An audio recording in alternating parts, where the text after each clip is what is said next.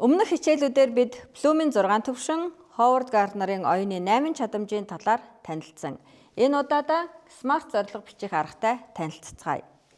Смарт зорилго гэдгийг бүх талын бүх салбаруудад ярьдаг болсон. Өөрөөр хэлбэл таны тухайн үүлийнхаа эцэст гаргаж авах зорилго чинь хүрэх үр дүн чинь тодорхой, хэмжигдэхүйц, хүрхүйц, уялдаатай, бас хугацаатай байх ёстой гэсэн үг.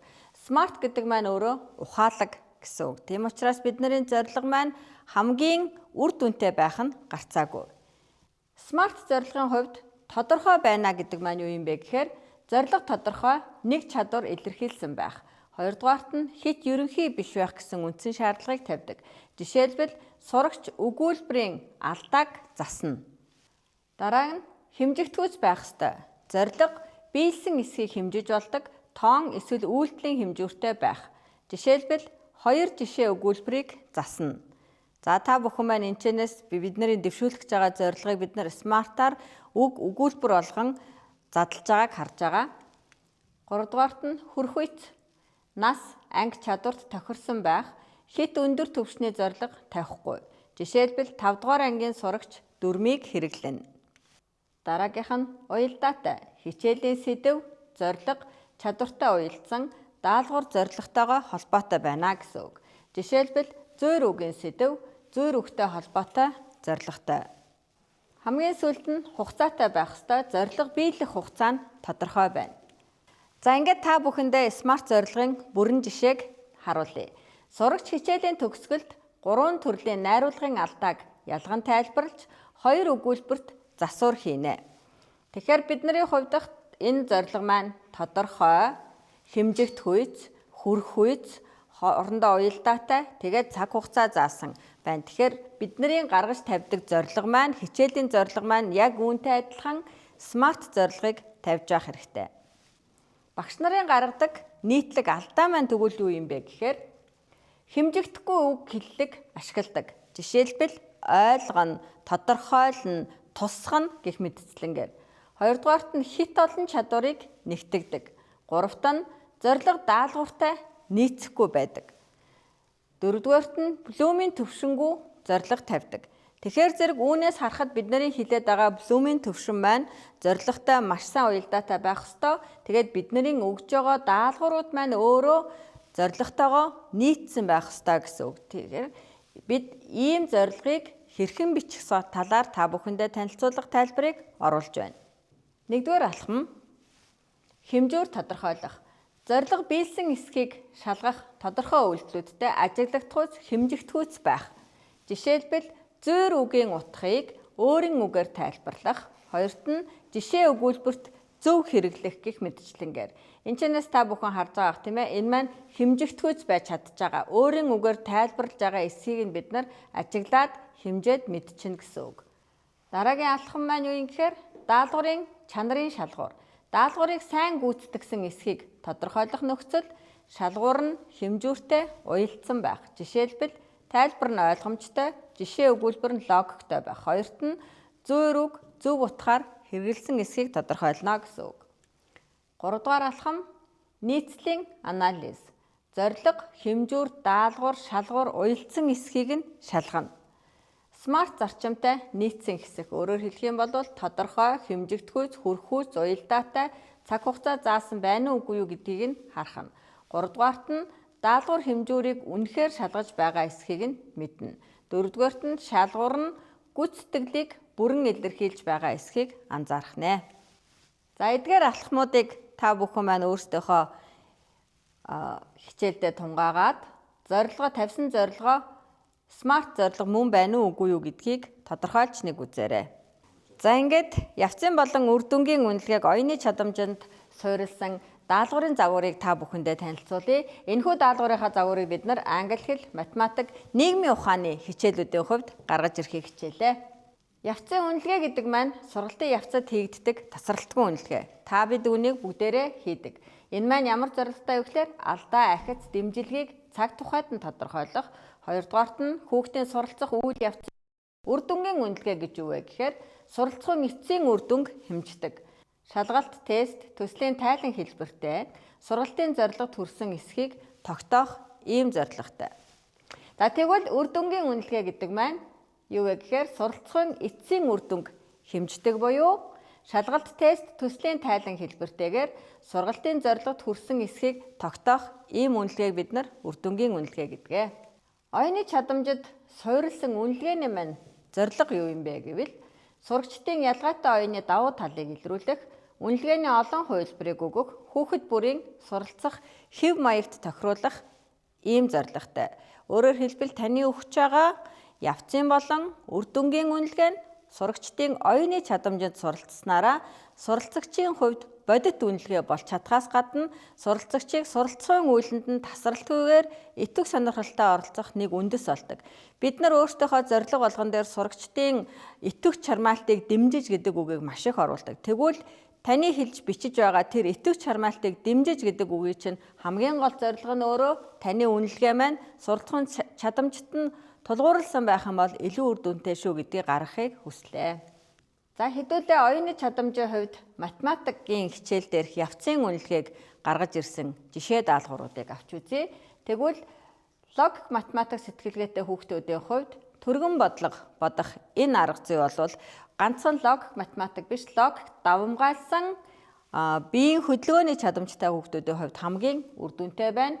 За дараа нь харааны хувьд юу юм бэ гэхээр геометрийн зураг дээр алдаатай хэсгийг засах, биеийн хөдөлгөөн дээр мөн тоон шугамыг шалан дээр алхаж байрлуулах, харилцааны хосоороо бодлого тайлбарлах арга. Тэгэхээр энэчнээс бид юуг харж болох юм бэ гэхээр явцын үнэлгээгээ гаргаж авахын тулд багш хичээл дээрээ зөвхөн энэ дөрвөн аргаар хичээлээ зохион байгуулахад нэгдүгээр сургалтын идэвхтэй арга зүйг хэрэглээд сурагчдынхаа оюуны чадамжинд нь суйрлуулж байгаа учраас хамгийн багадаа дөрвөн оюуны чадамж давамгайлсан энэ сурагчдын хувьд сургалт маань сонирхолтой, үр дүнтэй байна гэсэн үг. Тэгэхээр бид нар энийг маш сайн анхааралтайгаар авч хичээл сургалтынхаа үйл ажиллагаанд хэрэгжүүлэх зайлшгүй шаардлагатай болоод байна. Тэгвэл сая бид математикийн хувьд явцын үнэлгээг нь хийсэн. Тэгвэл одоо математик хичээлийн хувьд оюуны чадамж суйрлуулад үр дүнгийн үнэлгээг нь яаж авч болох вэ гэдгийг авч үзэхэд бид нар 10-аас 15 даалгавартай тестийг логик математик сэтгэлгээтэй сурагчдынхаа хувьд өгөх, харааны айн хүүхдүүдтэй бид нар геометрийн дүрсийг зохиох тайлбарлах, хөгжмийнхтэй томьёог хэмнэлтэд дуу болгон тайлбарлах, 3 дугаарх дээр нь байгалийн хувьд статистик мэдээллийг бодит амьдралаас цуглуулж дүгнэх гэсэн ийм төвшний даалгавруудыг өгөхөд хүүхдүүдийн маань үр дүнгийн үнэлгээ маш амжилттайгаар гарч ирэх боломжтой. Бид нар ихэвчлэн үр дүнгийн үнэлгээ гэхээр зэрэг дандаа тест авдаг. Тест аваад тестийн дүн муу байна, багш нар хичээлээ заагаагүй байна, үнэлгээнүүд нь буруу гарлаа гэх мэтчлэнгийн тийм шүүмжлэлийг биднэрт хэлжээдэг. Тэгвэл эдгээрийг өгөх юм бол бид нар таны хичээлийг хүүхэд хэр зэрэг ойлгосон бэ гэдг нь харагдах маш сайн боломжтой болно гэсэн үг байна. За англи хэлний хичээлний хувьд хэдүүлээ явцын үнэлгээг ямар даалгавраар өгж болох вэ гэдгийг нь харъя.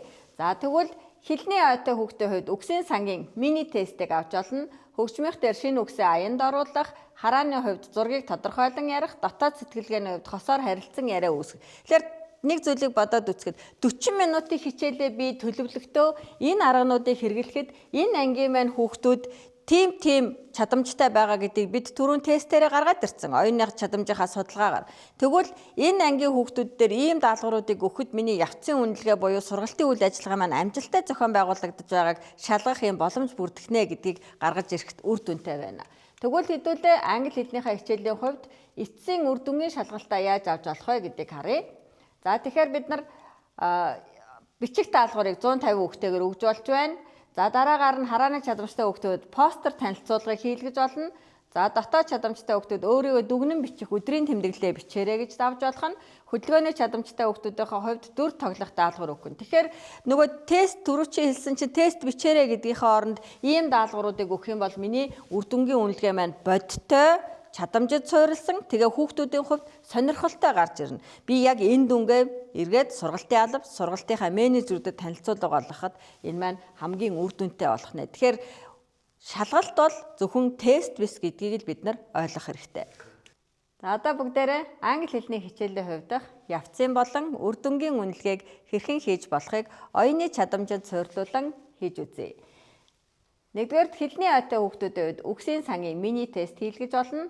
хоёрт нь хөгжмийн ойтой хүүхдүүдийн хувьд шинэ үгсээ аянд оруулах даалгавар өгж болох нь харааны ойтой хүүхдүүдэд зургийг тодорхойлон яриулж болно. Харин харилцааны ойтой хүүхдүүдийн хувьд хосоор харилцан яриа зохиолгох даалгаврыг өгж явцын үнэлгээгээ тооцож болох нэ. Үр дүнгийн үнэлгээг тэгвэл хэлний ойтой хүүхдүүдийн хувьд их зохион бичүүлж болно. Харааны ойтой хүүхдүүдээр постэр танилцуулгыг хийлгэн дотоод сэтгэлгээний чадамжтай хүүхдүүдээр өөрийгөө дүгнэн бичих өдрийн тэмдэглэлийг бичүүлж болох нь байна. Харин хөдөлгөөний чадамжтай хүүхдүүдийн хувьд дүр тоглох даалгаврыг өгч болно. Харин одоо нийгмийн хичээлийн хувьд явцын болон үр дүнгийн үнэлгээг оюуны чадамжинд суйрлан хэрхэн тодорхойлон гаргаж болохыг харцгаая. Байгалийн чадамжтай хүүхдүүдийн хувьд байгалийн цаг агаарын өөрчлөлтийн зураглалыг хийлгүүлэх бол хэл шинжилгээний чадамжтай хүүхдүүдэд 3 минутын тайлбарлах даалгавар өгөх, харилцааны чадамжтай хүүхдүүдэд бүлгийн хэлцүүлэг зохион байгуулах, харааны ойтой хүүхдүүдийн хувьд үйл явдлын дарааллыг зөв байрлуулах гэсэн даалгавруудаар явцын үнэлгээг нь тооцож болно. Тэгвэл үр дүнгийн үнэлгээг хэрхэн тооцож болох вэ? Математик чадамжтай хувьд үйл явдалд дүн шинжилгээ хийлгэх, харааны чадамжтай сурагчдын хувьд газрын зураг ашиглан даалгавар гүйцэтгэх, хөдөлгөөний чадамжтай хүүхдүүдээр түүхэн үйл явдлыг жүжигчлэн үзүүлэх, 5 дугаарт нь дотоод сэтгэлгээний чадамжтай хүүхдүүдээр эргэцүүлэл эсээ бичүүлэх гэсэн даалгавруудыг өгч үр дүнгийн үнэлгээг тооцож болох нь. Байгальтай харилцах чадамж.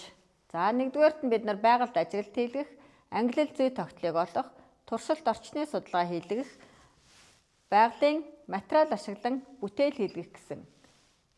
Ийхүү математик, англи хэл, нийгмийн ухааны хичээлүүд дээр үр дүнгийн болон явцын үнэлгээг оюуны чадамжинд суйрлан дасгал даалгавруудаар хэрхэн үнэлж дүгнэж болох талаар бид үзлээ. Тэгэхээр зэрэг үүнээс бид ямар дүгнэлтийг хийж болох вэ гэхээр ингэж хийснээрээ танин мэдхүн ялгаатай сурагчдад үр дүнтэй болно гэсэн үг. Энэ бол бидний хүсэж байгаа хамгийн том үр дүн. Дараагийнх нь юу гэхээр оюуны чадамж бол үнэлгээнд олон хувилбарыг нэмж өгдөг зүйл. Тэгэхээр зэрэг бид нар энэ дээр харахад зөвхөн тест өгчөөд хүүхдүүдийг орхих биш, үр дүнгийн үнэлгээ байсан ч гэсэн сургалтын олон аргуудыг хэрэглээд авснараа тэнд байгаа хүүхдийн мэдлэгийг нь бодитоор үнэлэх ийм бодит боломжтой юм а гэдгийг та бүхэндээ өнөөдрийнхөө хичээлээр харуулахыг хүслээ. Та бүхэнд амжилт хүсье.